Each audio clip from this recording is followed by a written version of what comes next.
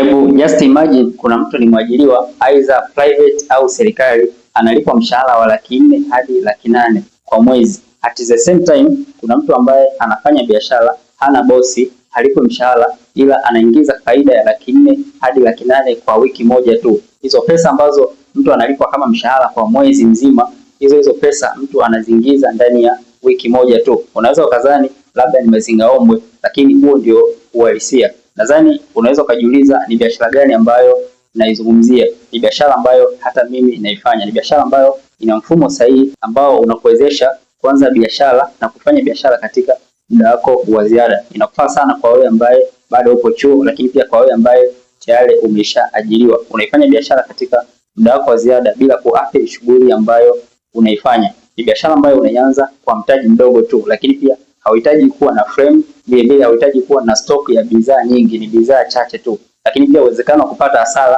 ni mdogo sana. Ili kujua jinsi gani hii biashara inafanya kazi na jinsi gani unaweza ukaianza hii biashara, comment neno nielekeze, au chukua namba kwenye bio nitumie neno nielekeze ili niweze kukusaidia.